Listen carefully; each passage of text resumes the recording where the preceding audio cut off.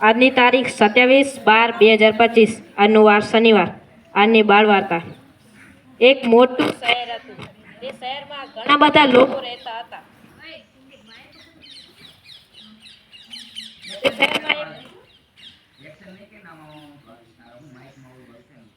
તે શહેરમાં એક મોટી શાળા હતી. તે શાળામાં બે મિત્રો ભણતા હતા. એકનું નામ હતું રવિ અને એકનું નામ હતું મોહન. રવિ ખૂબ જ હોશિયાર અને શાંત છોકરો હતો, જ્યારે મોહન એ ખૂબ જ તોફાની હતો અને ભણવામાં ધ્યાન આપતો નહીં. એકવારની વાત છે, રવિ અને મોહનના શાળામાં એ જાહેર કરવામાં આવ્યું કે આગલા મહિના એક સ્કોલરશિપની એક્ઝામ છે, તો બધા પોતાનો અભ્યાસક્રમમાં વધારે ધ્યાન આપજો અને સ્કોલરશિપને મેળવજો. રવિ દિવસ અને રાત ખૂબ જ મહેનત કરતો હતો.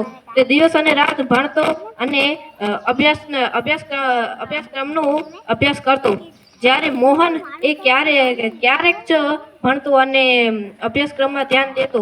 જ્યારે રવિ તો ખૂબ જ મહેનત કરતો હતો. એક દિવસ રવિએ મોહનને કીધું, મોહન, તું શું કરે? તને ખબર નથી કે આગલા મહિને સ્કોલરશિપની એક્ઝામ છે, તો તું પાકું કેમ નથી કરતો? તો મોહન કહે, આપણે ચીટિંગ કરીને પાસ થઈ શકીએ છીએ, તો મહેનત કરવાનો શું ફાયદો? તો રવિ કહે, દરેક જગ્યાએ ચીટિંગ જ કામ નથી આવતી. આપણી મહેનત વધુ કામ આવે છે અને મહેનતથી જ સાચી સફળતા મળે છે. અને તે બંનેની સ્કોલરશિપની એક્ઝામ આવી ગઈ અને પછી મોહન અને રવિ એક્ઝામમાં પેપર લખવા બેઠા. જ્યારે રવિએ પોતાના મગજથી અને ધૈર્યથી પેપરને ખૂબ જ સરસ રીતે લખતો હતો, અને જ્યારે મોહન હતો ને, એ પોતાના હાથ પગને જ્યાં ત્યાં ચીટિંગ કરવા માટે ચીટ લગાડી હતી અને તેને ખોલીને ચીટિંગ કરવા લાગ્યો. ત્યાં તો એક્ઝામિનરે તેને પકડી લીધું અને કીધું, એ છોકરા, આ શું કરે? નીકળ અહીંયાથી, તું હવે પરીક્ષા નહીં દઈ શકીશ. અને મોહન ખૂબ જ રડવા લાગ્યો અને મોહન ક્લાસની બહાર હાલી ગયો. જ્યારે રવિએ તો ખૂબ જ શાંત અને સરળ ભાવથી તે પરીક્ષાને પૂરી કરી નાખી. અને જ્યારે રિઝલ્ટ આવ્યો ત્યારે ખબર પડી કે રવિએ આ સ્કોલરશિપની એક્ઝામમાં પાસ થઈ ગયો અને તે મેરિટમાં આવી ગયો.